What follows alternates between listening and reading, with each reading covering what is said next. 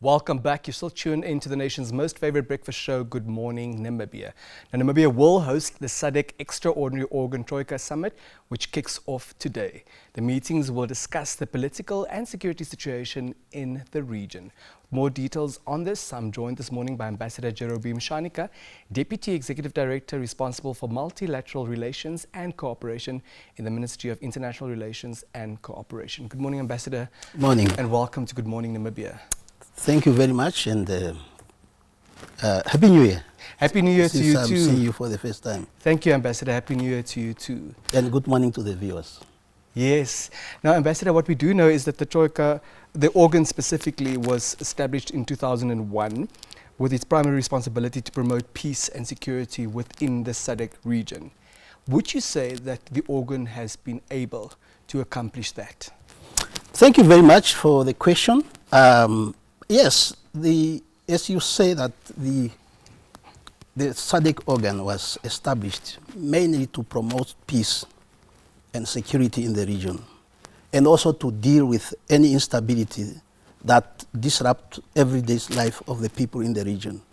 That this can be political violence, and it can also be a cooperation in terms of disaster and risk management, so that the people's lives are not at risk. Or health emergencies like what we had during the COVID pandemic. So there are a lot of cooperation with regard to that. And of course, the cooperation with regard to COVID, you have seen it, there was quite adequate cooperation, and they were successful to the largest extent. Now, there has been instances where there has been a situation in certain countries, such as Madagascar. SADC was successful to manage through the organ the situation there. And I can also give an example of Zimbabwe. You recall there was a global political agreement that led to the co-sharing agreement, power sharing between late President Mugabe and late Prime Minister Tsvangirai. And there has also been an instance in a situation such as Lesotho, where SADC play a leading role in managing the conflict in that country. Thank you, sir. So these are just some of the examples that I can cite. And there are very important examples. We will get to them in a moment. Against the backdrop of the primary purpose of the organ, namely to promote peace and security within the region, but also to manage instability should it arise and deal with other ad hoc crises. Take us back to what brought about the introduction of the organ. Was it because these matters were the order of the day? What necessitated the establishment of the organ? Well, as I said, it is necessitated the establishment because the ultimate objective of SADC is stand on pillars of three pillars. One is the industrialization. The other one is infrastructure development, and social and the social and the human capital development. But now to say, in order to achieve the objectives of this vision, which is now Vision 2050, we need to have peace and stability in the region, because there are times that the instability crops up, and it crops up uninvited. Now, we need to have a body primarily responsible to respond to instability, and then to put up mechanism of dealing with those instability. That is a crucial point. The legitimacy of the body cannot be disputed, but I'd like us to discuss how effective it is in terms of enforcing it. We know that SADC countries are sovereign countries. Namibia is clear in terms of Article 144 of the Namibian Constitution that whatever international law prevailed at the time of independence will not cease to exist in our country to the extent to which it's not in conflict with the Constitution. But how is it possible for this organ to enforce what it needs to enforce and to intervene in the event of instability, bearing in mind that SADC states are sovereign states? Yes, SADC states are sovereign state, but each SADC member state has signed up to these frameworks. Now, and also, as you know, whether it is the leadership of SADC rotate among member states. And if you are in the chair, whether it's of the SADC as a body or of the organ, you are charged with the responsibility to ensure peace and security and the enforcement of those mechanisms.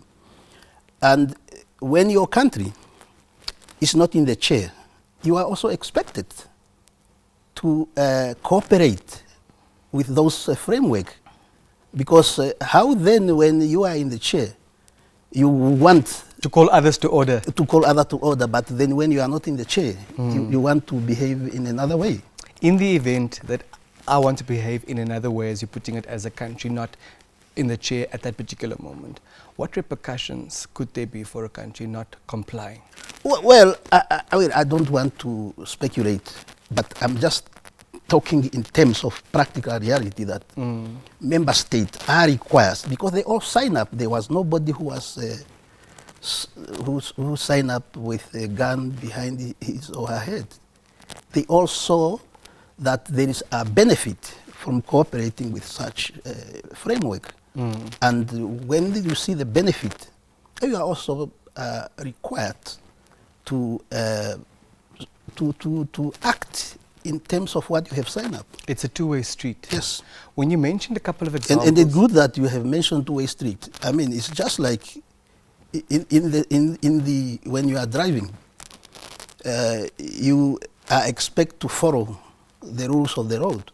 I mean, imagine if all of us drive in incoming vehicle, you know the disaster that it would cause. Absolutely, absolutely.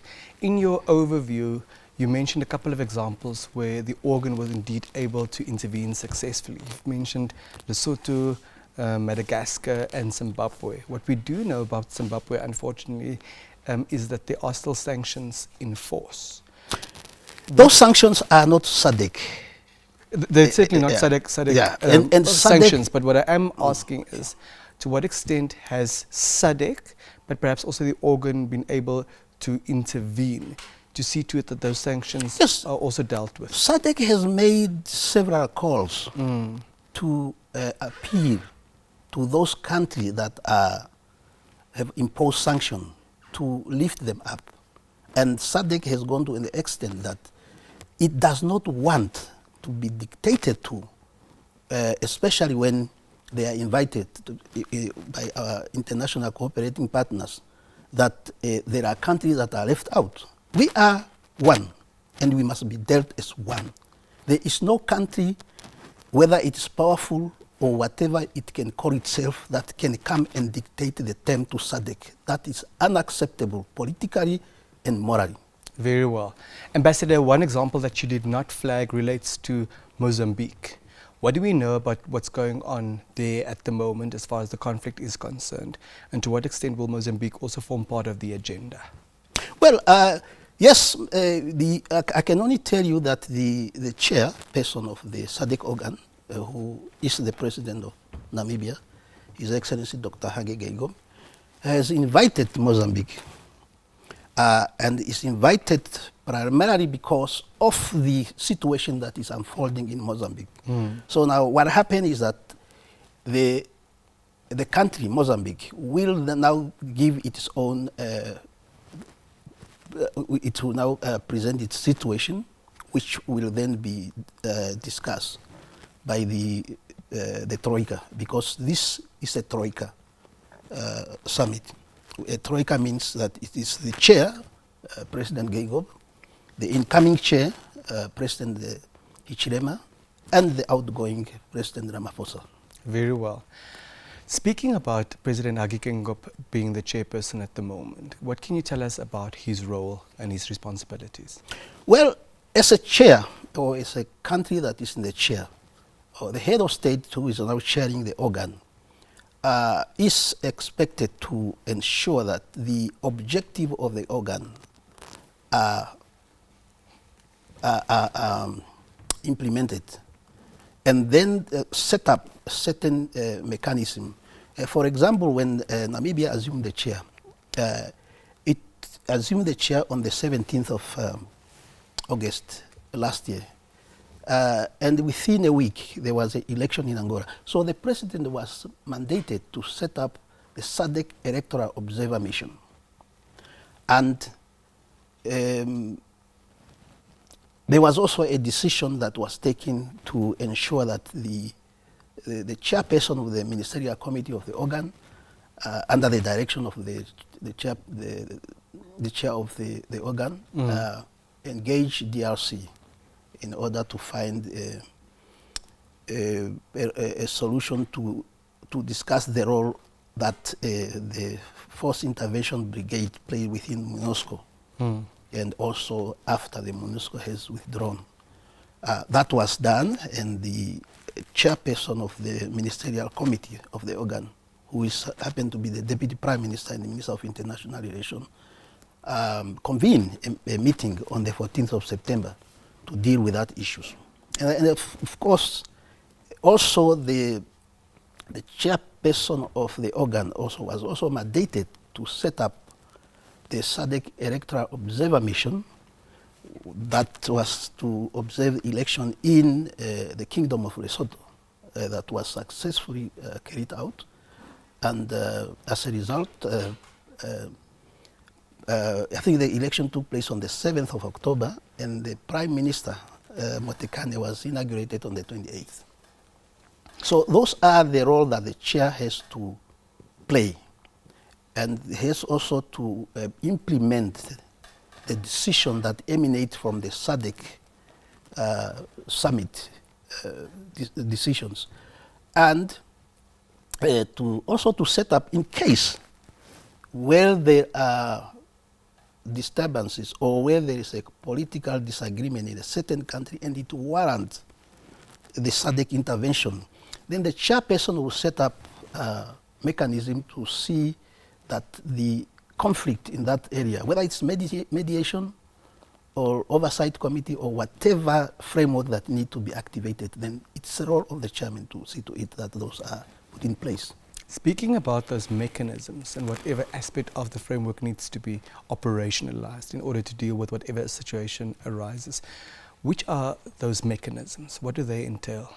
Well, there is political, diplomatic, that speak to the mediations. There is a panel of elders that in case there is a situation that needs to be dealt up,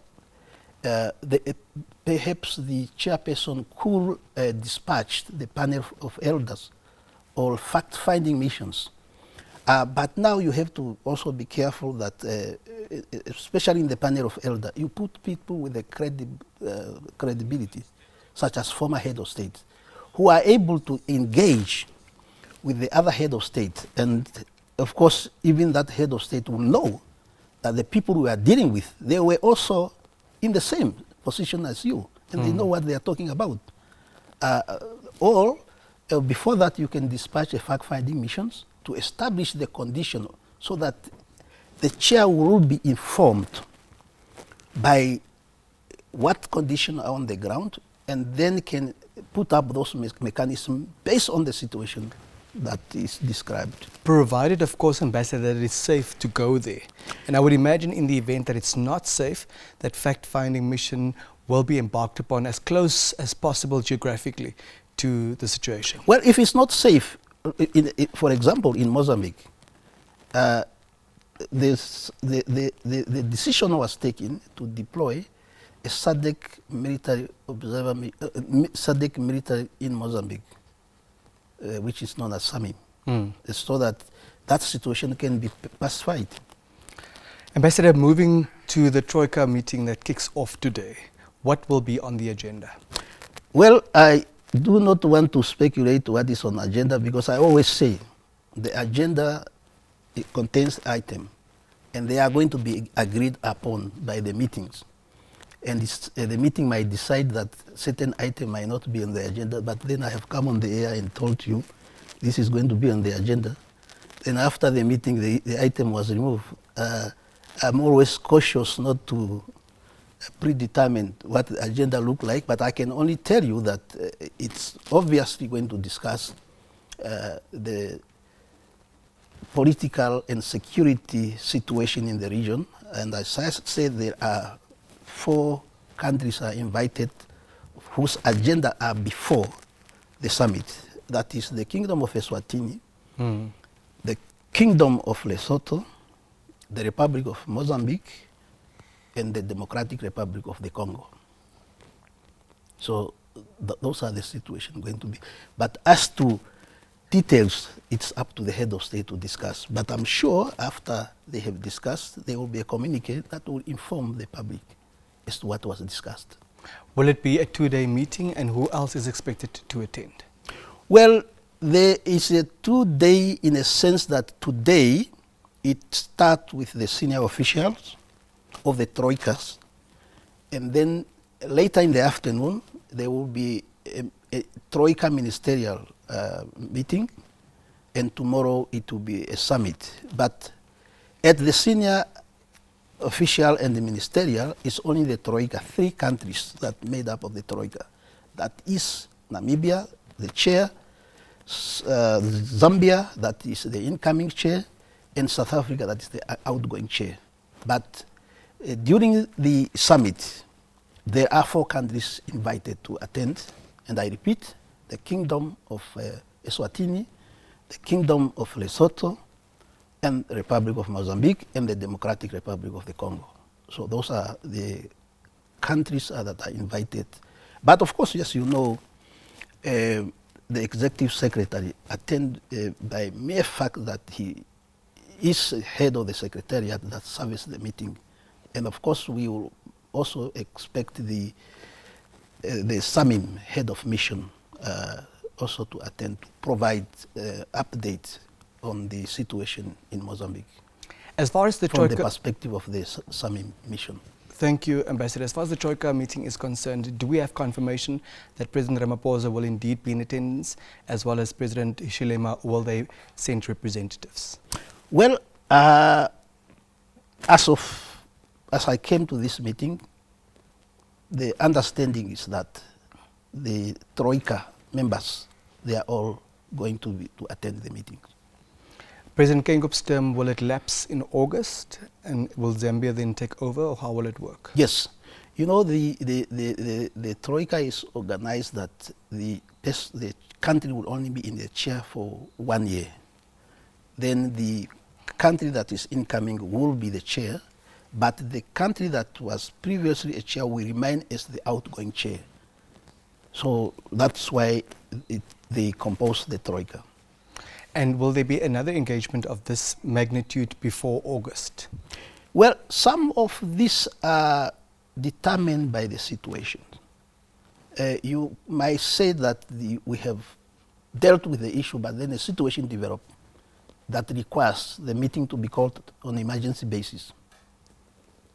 So that will only be determined on an ad hoc basis? Well, it could be on ad hoc, or as the head of states are going to meet, they might decide that they will wish to call another meeting. But on the advice of the Secretariat, the meeting can be called. Ambassador, any final thoughts this morning before we let you go? Well, I can only say that the SADC organ is an organ that is responsible for peace, stability, and security in the region. And it also has put up mechanisms that are ensuring the strengthening of infrastructure for peace, such as the setting up of the electoral observer missions. It's for the people of the region to have faith in those institutions, so that when the elections are conducted, they are conducted in the manner that ensures transparency. And even where there is that disagreement, this disagreement could be managed for the best interest of the region. Because the more the region is peaceful, the more it enables it to achieve its intended objective for the development, industrial development, infrastructure development, and the social and the human capital development. They cannot develop amidst chaos and disruption.